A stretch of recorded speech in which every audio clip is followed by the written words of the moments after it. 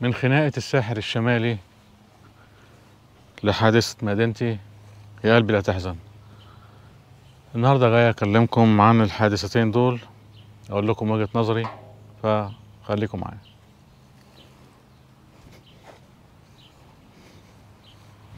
أهلا بيكم في حلقة جديدة من حلقات حياة مهاجر بأمريكا. في البداية أحب أرحب بكل المشتركين الجداد في القناة، أهلا بيكم معانا. النهاردة جاي أكلمكم عن وجهة نظري في اللي بيحصل اليومين دول في مصر، وعن هذه الظواهر المستحدثة على المجتمع المصري. والحقيقة أنا مش شاق باللي بيحصل، لأن أنا كنت اتكلمت كتير في الموضوع دوت قبل كده، وكلمتكم على الثقافة الأمريكية، كلمتكم على أمركة الثقافة المصرية أو أمركة السلوك المصري.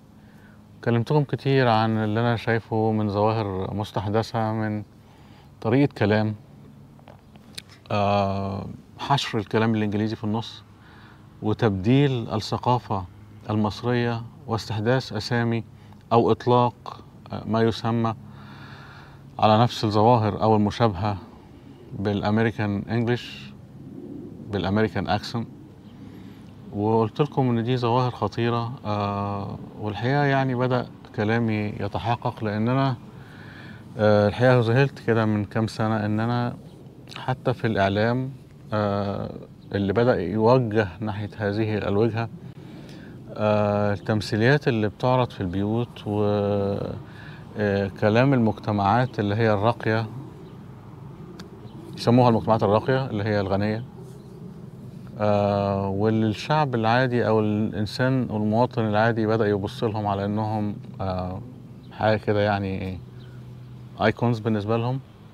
بدأوا يسموا الظواهر بالأسامي الأمريكية، يعني برايدال شاور ولا بيبي شاور ولا وما شابه، يعني والفالنتاينز داي وما شابه، هالوين، لقيت مدارس بتحتفل بالهالوين. يعني دخول برضو ثقافة الأكل الأمريكية المجتمع المصري. والحقيقة قلت كتير في البدايات اللي فاتوا، هو فقد الهوية المصرية شيء ورا شيء، شوية بشوية، لغاية ما هيبقى لنا شكل كده ممسوخ ليس له علاقة بالشخصية المصرية الجميلة اللي احنا كلنا عشنا فيها وحبيناها. وبدأ الكلام يتحقق، لأن هو مفيش حد بياخد الظواهر الإيجابية في أمريكا. أمريكا فيها حاجات كتير جدا كويسة. أمريكا فيها تكافؤ فرص، أمريكا فيها العمل الشاق يؤدي إلى النجاح، أمريكا فيها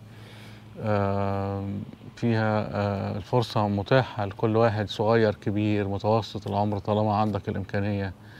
أمريكا فيها حرية أديان، أمريكا فيها نظام طبي هايل، فيها رعاية صحية، فيها تعليم ببلاش لغاية الثانوية العامة، وهكذا يعني.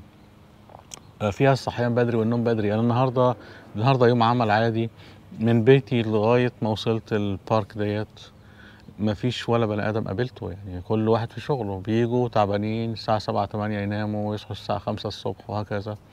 عمل شاق، مفيش قعدة على القهاوي غير ولا الكلام ده ولا الكافيهات. كل الناس بتشتغل وكل الناس منتجة، إلا الجمعة والسبت بالليل بيتفسحوا وهكذا، دي حياتهم. فبنسيب الجانب الكويس وبنمسك في الجانب اللي هو أدى للظواهر ديت. هو الحقيقة يعني منطقيا لما يعني بتدخل نفس الانبوت لازم تاخد اوتبوت. انبوت مدخلات، اوتبوت مخرجات. الطبقة دي او اللي احنا شايفين الطبقة الغنية اللي هي بدأت تتصرف هذه التصرفات.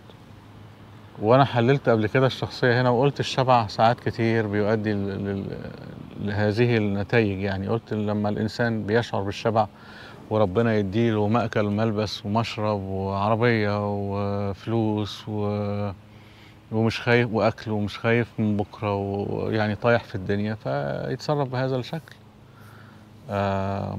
شباب المفروض ان هم من صفوة المجتمع يبهدلوا بعض ويقطعوا بعض المنظر ده، بيضربوا بالكراسي، عاملة زي ما يكون يعني كلام كنا بنشوفه في الأفلام الأبيض وأسود في كانوا بيعملوه كده، يعني زي سينز في قهاوي بحري وبيقوموا يضربوا بعض، وكانوا تجار مخدرات او حاجات زي كده. النهارده بقى صفوة المجتمع واغنياء البلد اللي هم مأجرين الليله على ما سمعت.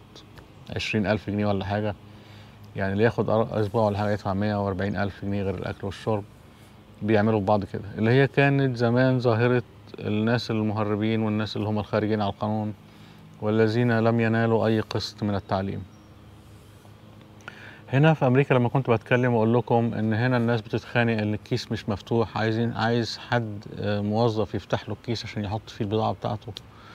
وبقول لكم ساعة البانديميك وحللت لكم الظواهر دي كتير واتكلمت كتير عن الموضوع، إن الناس ممكن تيجي تتخانق أو ترتكب جريمة عشان مش لاقي عجلة يشتريها، أو مش لاقي تلفزيون يعني، أو مش لاقي تي في ستاند يحط عليه التلفزيون بتاعه، ويبدأ يتخانق ويزعق ويشتم وكده. بس ده شبع، يعني ده منتهى الرقي والرفاهية اللي وصل لحد التخمة، وبيؤدي إلى هذه الظواهر يعني.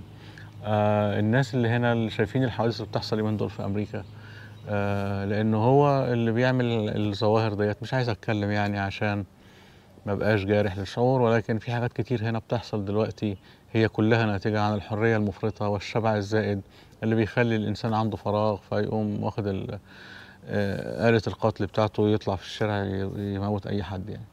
فهل يعني هننتظر طالما احنا عاشقين للثقافة الأمريكية السيئة مش الكويسة السيئة، وهل طالما في طبقة غنية وطبقة شبعانة وطبقة مش خايفة من بكرة وطبقة ما بتقولش يا رب وكده، ممكن نشوف هذه الظواهر في مجتمعنا؟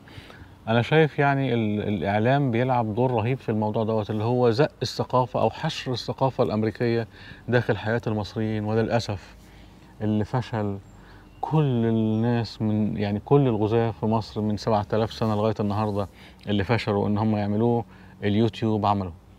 يعني كل الحروب اللي دخلتها مصر وكل الغزاة اللي دخلوا مصر وحاولوا يعني يحيدوا المصريين عن ثقافتهم، ما فلحوش فيها. لكن اليوتيوب قدر بعولمة الثقافة الأمريكية وإنه يخلي الناس كلها عندهم هوس بهذه الثقافة، أدى إلى هذه النتيجة. ده شيء متوقع، لأن المفروض كل إنسان له هوية بيحافظ عليها. المجتمعات اللي هي الشرقية المحافظة، المجتمعات اللي هي راقية وفيها احترام الكبير، المجتمعات اللي كان بيضرب بيها المثل زمان انتهت. ما بقاش فيه ما بقاش فيه احترام لأي حد، ما بقاش فيه حتى احترام للإنسانية، ما بقاش فيه شفقة، ما بقاش فيه رحمة. الموضوع وخصوصا زي ما قلت لكم هي نفس القصة، يعني أمريكاني ولا مصري، هو أنت بتشبع، بيبقى عندك كل حاجة، مش خايف من بكرة، بتنسى ربنا وبتعمل هذه الأفعال. سواء حادث مدينتي، سواء حادثة الساحل الشمالي، الخناقة اللي حصلت دي، شيء مؤسف جدا جدا جدا. والحقيقة يعني ما زلنا كل يوم بنشوف هذه الظاهرة يعني أنا افتكرت دلوقتي، أنا يعني لقيت فيلم اسمه شوجر دادي. إيه شوجر؟ يعني إزاي هذه الكلمة تروج وتدخل مصر؟ طبعا اليوتيوب هم بيقروا ويشوفوا الحوار ويسمعوا ويدوروا ويفتشوا. بس هل يعني انتوا عارفين يعني ايه شوجر دادي؟ انه يتكتب بيها يتعمل بيها اسم فيلم؟ يعني عارفين يعني ايه شوجر دادي؟ ده شيء بشع. يعني من امتى ممكن يتعمل فيلم بهذا المنظر بهذا الاسم؟ يعني ايه شوجر دادي يروج لفيلم اسمه شوجر دادي في مصر بهذا الشكل؟ والناس فرحانة وموافقة، حلوة قوي يعني. مش كل حاجة في الثقافة الأمريكية تتاخد. الشوجر دادي ده شيء بشع. يعني الشوجر دادي أو ظاهرة هي مش ظاهرة، هي أسلوب حياة هنا في أمريكا. بيبقى راجل كبير عنده فلوس وبنت صغيرة ما عندهاش حد يصرف عليها، فهذا الرجل بيصرف عليها في مقابل حاجات يعني، بس البنت مش ملتزمة ناحيته بأي حاجة عاطفية أو بأي ارتباط جدي، لا هي الجيرل فريند بتاعته ولا هي مراته ولا أي حاجة. هو مجرد إنه بيصرف عليها وعلى عيالها، والمقابل أنتوا عارفينه. هو ده شوجر دادي، زي أبوها يعني، بس بياخد خدمة مقابل إنه يدفع فلوس. ودي حاجة يعني موجودة جدا يعني منتشرة في المجتمع الأمريكي كأسلوب حياة، كطريقة حياة لفئة معينة من الناس. فمش كل حاجة احنا بناخدها ونحطها اسم فيلم شوجر دادي، والعيال بقى تدور، العيال الصغيرة تدور ايه شوجر دادي ده. يا جماعة الموضوع اللي بيحصل ما هذا؟